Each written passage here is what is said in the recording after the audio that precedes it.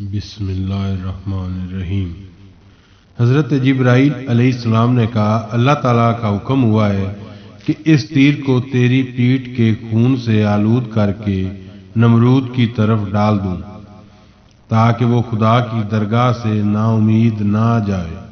یہ سن کر مچھلی نے درگاہ الہی سے نہایت مؤدبانہ التماس کی، یا الہی تو اس بے گناہ کو دشمن کے تیر سے مارتا ہے۔ تب ندا آئی کہ اے مچھلی، اس وقت جو رنج تجھ کو ہوتا ہے دوسری بار تجھ کو ہرگز نہ ہوگا اور نہ تجھ کو کوئی تکلیف ہوگی۔ پھر حضرت جبرائیل علیہ السلام نے نمرود کے تیر میں مچھلی کا خون لگا کر اس ملعون کی طرف پھینک دیا۔ جب نمرود نے اپنے تیر کو خون آلود دیکھا تو بہت خوش ہوا اور کہنے لگا، میرا جو مقصد تھا وہ پورا ہو گیا۔ اب آسمان کے خدا کو میں نے مار ڈالا، پس جو گوشت کے اوپر کی طرف باندھا تھا اب وہی گوشت تابوت کے نیچے کی طرف باندھ دیا۔ جب گدھوں نے گوشت نیچے کی طرف دیکھا تو انہوں نے نیچے کی طرف قصد کیا، فوراً زمین پر آ پہنچا، اور جب تمام لوگوں کو اس بات کی خبر ہوئی تو بہت سے لوگ بے وجہ خوشی کے بے ہوش ہو گئے، اور بعد ایک ساتھ کے ہوش میں آئے تو سب کے سب علیحدہ علیحدہ اپنا خیال بیان کرنے لگے، اور ان میں کوئی بھی ایک دوسرے کی باتیں سنتا ہی نہیں تھا، جبکہ باوجہ خوشی کے پھولے نہ سماتے تھے اور اصل حقیقت کو بھی نہ پوچھتے تھے۔ اور ایک روایت میں ہے کہ حضرت نوح علیہ السلام جودی پہاڑ پر جب کشتی پر سے اترے تو جو لوگ کہ حضرت کے ساتھ کشتی پر تھے انہوں نے ایک ایک گاؤں جدا گانا آباد کیا تھا اور علاقہ کا نام سمانین رکھا تھا۔ وجہ تسمیہ اس کی حضرت نوح علیہ السلام کے قصہ میں بیان ہو چکی ہے۔ ان لوگوں کو حضرت نے فرمایا کہ ہر شخص اپنی اپنی آبادی میں جا کر بسے، اس بات کو کسی نے نہ مانا۔ پس حضرت نے دعا کی، تب ہر قوم کی علیحدہ علیحدہ زبان پیدا ہوئی، کوئی کسی کی بات نہ سمجھتا کہ یہ کیا کہتا ہے۔ اسی وجہ سے متفرق ہو کر اطراف جہان میں شہر آباد عمارت بنا کر بسے۔ اور دوسرا قول یہ ہے کہ کشتی نوح علیہ السلام کے ساتھ کسی نے دشمنی پیدا کی تھی، وہ بولے جب نوح کشتی سے اترے گا تو ہم اس کو مار ڈالیں گے۔ وہ لوگ کشتی سے باہر نکلے، تب خدا تعالیٰ نے ہر ایک کی زبان مختلف کر دی تاکہ کسی کی بات کوئی نہ سمجھے اور حضرت نوح علیہ السلام سے دشمنی نہ کر سکے۔ اس وقت ہر شخص اپنے اپنے حال پر رہ گیا۔ القصہ جب نمرود لعین آسمان پر سے زمین پر آیا تو حضرت ابراہیم علیہ السلام سے کہا، دیکھ تیرے خدا کو میں نے مار ڈالا، میرے تیر میں جو خون لگا ہوا ہے یہ اسی کا نشان ہے۔ اب تیرے خدا سے میں نے ملک آسمان چھین لیا۔ یہ باتیں سننے کے بعد حضرت ابراہیم علیہ السلام نے کہا، اے مردود، میرے خدا کو کوئی نہیں مار سکتا ورنہ وہ کبھی مرنے والا ہے، اور وہ سب پر قادر ہے، وہ قہار ہے اور سب مقہور ہے، اور وہ رزاق ہے اور سب مرزوق ہے، اور وہ خالق ہے سب مخلوق ہے۔ پھر اس لعین نے کہا، اے ابراہیم علیہ السلام، تیرے خدا کا لشکر کتنا ہوگا؟ میں تیرے خدا کو تو آسمان پر مار چکا ہوں اور میں یہ چاہتا ہوں کہ اس کے لشکر کو بھی مار ڈالوں۔ حضرت ابراہیم علیہ السلام نے اس سے کہا، میرے خدا کے لشکر کی کوئی خبر نہیں جانتا سوائے اس کے، جیسا کہ اللہ تعالیٰ قرآن مجید میں فرماتا ہے، اور کوئی نہیں جانتا تیرے رب کا لشکر مگر وہی۔ پھر نمرود نے حضرت ابراہیم علیہ السلام سے کہا، میں اپنا لشکر جمع کرتا ہوں، تو بھی اپنے خدا کا لشکر جمع کر تاکہ میرے ساتھ مقابلہ ہو۔ حضرت ابراہیم علیہ السلام نے فرمایا، اے مردود، تو اپنا لشکر جمع کر، میرا خدا کن فیکون میں جمع کر دے گا۔ تب اس مردود نے مشرق اور مغرب، روم اور ترکستان اور ہند سے تمام لشکر فوج بلا کر جمع کیا۔ 300 فرسنگ یعنی 900 کوس، تقریباً 12-1400 کلومیٹر کے اس لشکر کی چھاؤنی پڑی تھی، اور وہ لشکر فوج بلا کر جمع کیا۔ مردود تقریباً 60 برس تک اسی خیال باطل اور فکر بےہودہ میں پڑا رہا کہ تمام لشکر و فوج زمین بابل میں لا کر جمع کرتا رہا۔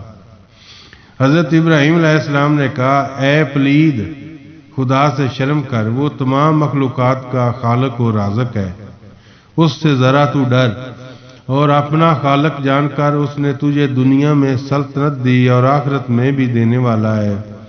اس پلید ناپاک نے کہا، مجھے تیرے خدا سے کچھ حاجت نہیں۔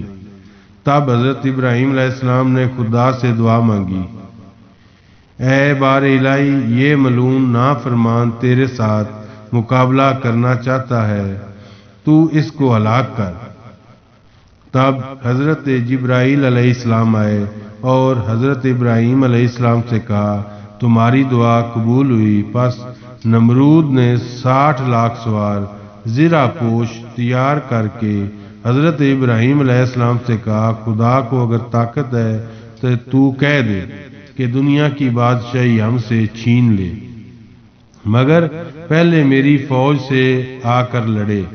تب حضرت ابراہیم علیہ السلام نے جناب باری میں عرض کی، حکم آیا تو کیا مانگتا ہے؟ حضرت ابراہیم علیہ السلام نے کہا، خدایا، تیری مخلوقات میں سے مچھر ادنا ضعیف اور جانور کی خوراک ہے، ہر جانور کی، میں اسے مانگتا ہوں۔ فرشتوں کو حکم ہوا کہ مچھروں کو چھوڑ دیں، اور اسی وقت فرشتوں پر فرمان الہی ہوا کہ تم کوہ کاف میں جا کر مچھروں کے سوراخوں میں سے ایک سوراخ کھول دو۔ فرشتوں نے عرض کی، یا الہی، کتنے مچھر چھوڑے جائیں؟ حکم ہوا، صرف 60 لاکھ مچھر چھوڑ دو، تاکہ ہر ایک سوار کے مقابل میں لشکر نمرود کے ایک ایک مچھر ہو جائے۔ تو نمرود اپنی قوت اور شجاعت کو دیکھے اور معلوم کرے۔ فرشتوں نے حکم الہی سے جا کر ایک سوراخ اس میں کھول دیا، تب مچھر ابر کی مانند زمین بابل جہاں نمرود کی لشکرگاہ تھی جا پہنچے۔ جناب باری تعالیٰ کا حکم ہوا، اے مچھرو، تمہاری خوراک نمرود کے لشکر میں ہے، تم سب ان کو کھاؤ۔ تب حضرت ابراہیم علیہ السلام نے اس سے جا کر کہا، اے نمرود، دیکھ، میرے خدا کی فوج آ پہنچی ہے۔ جب نمرود نے دیکھا مانند ابر سیاہ کے ہوا پر کچھ چلا آتا ہے، تو اس لعین نے اپنے سپاہی کو کہا، ہاں، ہوشیار ہو کر علم کھڑا کرو اور لڑائی کا نکارہ بجاؤ۔ انہوں نے ویسے ہی کیا، اور کہتے ہیں کہ شور و غل سے نمرود کے لشکروں کے زمین میں زلزلہ پڑ گیا۔ پس کیا تھا، آنن فانن فوج الہی آ پہنچی۔ شور و غل آدمیوں کا جو نمرود کے لشکروں میں ہو رہا تھا، مچھروں کی آوازوں سے کم ہو گیا، اور جہاں پر نزع پڑ گیا اور مچھر دل کے غل سے جہان پر ہو گیا، اور جوش و خروش اس مردود کا جاتا رہا، اور ہر سوار کے سر پر ایک ایک مچھر بیٹھ گیا، اور مچھر اپنے ڈنگ ان کے سروں میں چبو چبو کر مغز اور گوشت اور پوست اور رگ و آنت خون سمیت سب کا سب کھا گئے، اور خدا کے فضل و کرم سے مچھر ذرا بھی ماندے نہ ہوئے۔ اور ایک دوسری روایت میں ہے کہ ہڈی تک ان کی کھا گئے۔ اس ملعون کے لشکر کی لشکرگاہ میں ایک آدمی بھی باقی نہ رہا، اور ایک مچھر کانا لنگڑا لولا گرزے، ہر عضو میں اس کے نقص تھا، وہ مچھروں کا سردار تھا۔ اس نے خدا کی درگاہ میں عرض کی، الہی، نمرود ملعون کو میرے ہاتھ سے ہلاک کر، تو اس کے عوض مجھے ثواب ملے۔ پس خدا نے اس کی معروضات قبول فرما لیں۔ جب نمرود مردود اکیلا گھر کی طرف بھاگا اپنی لشکرگاہ سے، تو بالا خانے میں حرم بابل کے بیٹھ کر تشویش کر رہا تھا، ہمارا اتنا بڑا لشکر سارے کا سارا مارا گیا، اور ہم میں سے کوئی بھی ایک مچھر کو نہ مار سکا۔ وہ سردار مچھر جو لنگڑا اور ایک آنکھ کا کانا تھا، اس مردود کے زانوں پر جا بیٹھا۔ اسے دیکھ کر اس نے اپنی بیوی سے کہا اسی طرح کے جانور آ کر ہمارے سارے لشکر کھا گئے، اور یہ کہہ کر چاک اس کو پکڑے، اتنے میں وہ مچھر اس پلید کی ناک میں جا گھسا اور دماغ میں جا کر اس کا مغز کھانے لگا۔ وہ مردود اس عذاب میں گرفتار ہوا جس کا چارہ کچھ نہ ہو سکا۔ 40 دن اور رات اسی طرح پریشانی میں گزرے۔ جب اس کے دوست آشنا نوکر چاکر اس کے سر پر لکڑی یا کفش باری کرتے، جوتے مارتے، تو اس کے صدمے سے وہ مچھر جو اس کے دماغ میں گھس چکا تھا تھوڑی دیر کے لیے دم لیتا، پھر اس کو کچھ معمولی سا چین آ جاتا۔ بعد 40 دن رات کے حضرت ابراہیم علیہ السلام کے پاس وحی نازل ہوئی کہ اے ابراہیم، تم نمرود ملعون کے پاس جاؤ اور میری طرف سے اس کو بلاؤ اور اس کو سیدھی راہ بتاؤ تاکہ اس کا کچھ بھلا ہو۔ تب حضرت ابراہیم علیہ السلام نے خدا کے حکم سے نمرود کے پاس جا کر کہا اے نمرود، تو کہہ لا الہ الا اللہ ابراہیم و رسول اللہ۔ نمرود ملعون نے یہ سن کر کہا وہ اور تو کون ہے کہ میں یہ گواہی دوں اس کی وحدانیت کی اور تیری رسالت کی؟ حضرت ابراہیم علیہ السلام نے فرمایا اگر تیرے گھر کی سب چیزیں گواہی دیں کہ خدا ایک ہے اور میں اس کا رسول ہوں تب تو ایمان لے آئے گا؟ بس اتنے میں تمام فرش فروش، چھت، پردے اور آلات اور اساس بیت گرد سب برتن شے نے بلند آواز میں کہا لا الہ الا اللہ مالک الحق المبین و ابراہیم رسول اللہ رب العالمین۔ نمرود نے کہا کہ تمام اسباب و آلات گھر کا جلا کر دریا میں ڈال دو، ویسا ہی کیا گیا۔ تب نمرود پلید نے حضرت ابراہیم علیہ السلام سے کہا اب پھر کون بولے گا تیرا خدا ایک ہے اور تو اس کا رسول برحق ہے؟ حضرت ابراہیم علیہ السلام نے فرمایا تمام در و دیوار اور ستون اور مکانات اور سب چیزیں اس کی شہادت دیں گی۔ اسی وقت سب نے بآواز بلند فصیح زبان سے کہا لا الہ الا اللہ الملک الحق المبین و ابراہیم رسول رب العالمین۔ پھر نمرود نے ان سب شے کو یعنی در و دیوار، مکان و ستون سب خدا کر جلا دیا۔ پھر نمرود ملعون نے کہا اے ابراہیم بتاؤ اب کون تمہارے خدا کی گواہی دے گا اور تمہاری رسالت کی گواہی دے گا؟ حضرت ابراہیم علیہ السلام نے فرمایا کہ تیرے بدن کی پوشاک گواہی دے گی۔ پھر اسی وقت کپڑوں نے گواہی دی، ان کو بھی نمرود ملعون نے اتار کر جلا دیا۔ پھر پلید نابکار نے حضرت ابراہیم علیہ السلام سے کہا بتاؤ اور کون بولے گا؟ پھر اسی وقت جبرائیل علیہ السلام نازل ہوئے اور حضرت خلیل اللہ سے کہنے لگے اے ابراہیم علیہ السلام، تمام کافروں نے موت کے وقت خدا کی وحدانیت کا اقرار کیا تھا مگر یہ مردود کافر ہرگز ایمان نہ لائے اور قیامت تک اس پر عذاب شدید ہوگا۔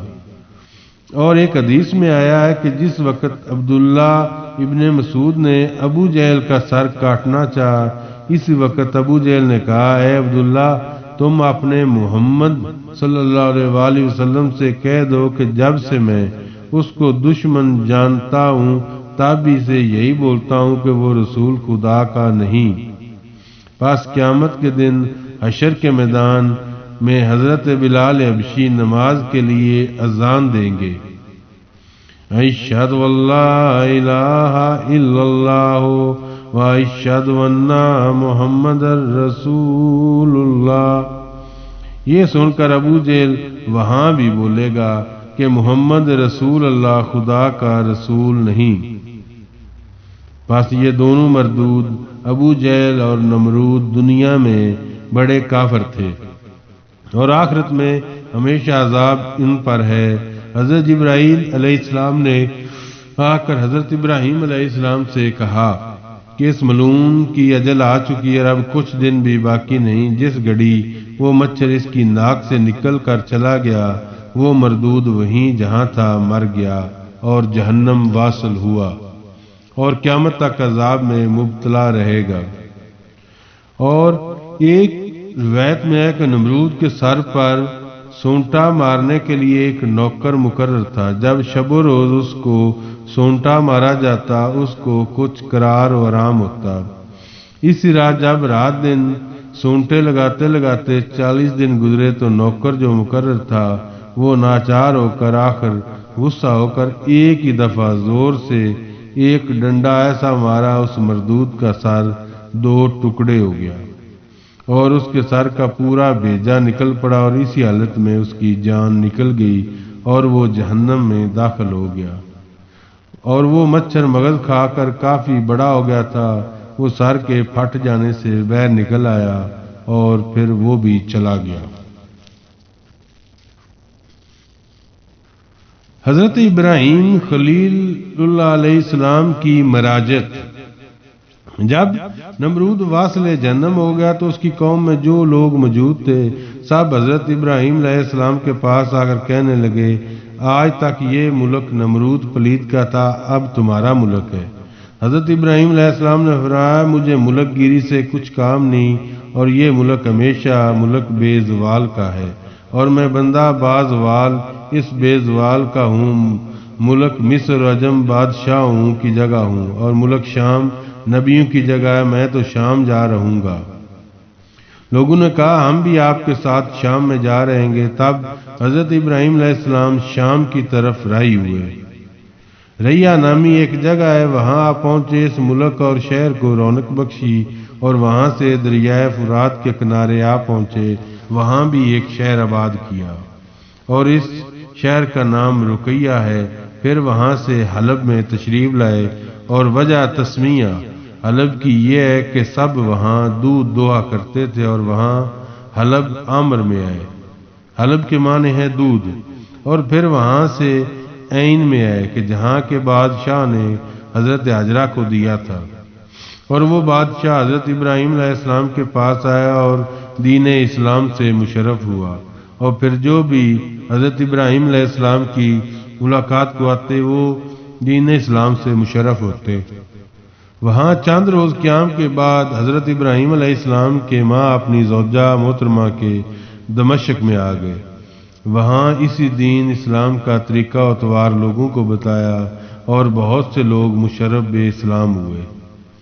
اس کے بعد شہر طیب میں وارد ہوئے اور وہاں کے اہل شہر حضرت ابراہیم علیہ السلام کے آنے سے پہاڑوں میں بھاگ کر چلے گئے اور جو مسلمان حضرت ابراہیم علیہ السلام کے ساتھ تھے ان لوگوں نے وقت کو غنیمت سمجھتے ہوئے ان کے چھوڑے ہوئے مال و دولت سے فائدہ اٹھایا اور وہ تمام مال غنیمت لے کر حضرت ابراہیم علیہ السلام کے ساتھ کنان میں آ پہنچے اور ان لوگوں نے وہاں ایک نہر جاری دیکھی۔ حضرت ابراہیم علیہ السلام نے فرمایا اس کا پانی 7 جگہوں میں جا گرتا ہے اور اسی کی مانند یہ جگہ، لیکن یہاں کے آدمی مرتکب فعل بد ردیف ہیں، بعد مرد کے ساتھ مرد اور عورت کے ساتھ عورت فعل بد کرتے ہیں اور رازنی کے لیے لوگوں سے مال چھین لیتے ہیں اور یہ لوگ ساری عمر اسی فعل بد پر رہے اور پھر مر گئے اور یہ شہر قوم اور پھر وہاں سب تباہ ہوئے اور آپ پھر وہاں سے بیت المقدس میں تشریف لائے۔ تب سیرہ خاتون نے حضرت ابراہیم علیہ السلام کے آنے سے عذرائے خوشی 200 دینار فقراء کو تصدق کیے اور تمام شہر کے لوگ خوش و مسرور ہو گئے۔ تقدیر الہی سے ایسا اتفاق ہوا کہ نور پیشانی سے حضرت حجرہ کی پیشانی پر ظاہر ہوا۔ بعد وہاں سے اٹھ کر حضرت سیرہ خاتون کے پاس تشریف لے گئے۔ تب حضرت سیرہ خاتون نے اس حال سے واقف ہو کر حضرت حجرہ کے کان چھید دیے۔ پس حضرت حجرہ کے کان چھیدنے سے اور بھی زیادہ خوبی آ گئی۔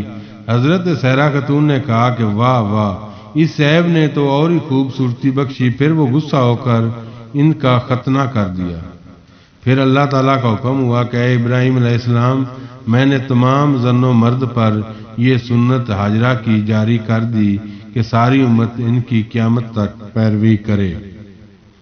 حضرت سیرہ خاتون کو اور بھی غیرت پیدا ہوئی اور حضرت ابراہیم علیہ السلام سے بولی کہ یہ چیز مجھ کو برداشت نہیں کہ حاجرہ علیہ السلام کے کوئی فرزند پیدا ہو اور مجھ کو نہ ہو۔ اور جب 9 مہینے گزر گئے تو حضرت حاجرہ کے بطن سے حضرت اسماعیل تولد ہوئے۔ بعد سیرہ خاتون نے حضرت ابراہیم علیہ السلام سے کہا کہ وہ اگر حاجرہ یہاں رہے گی تو پھر میں یہاں نہیں رہوں گی۔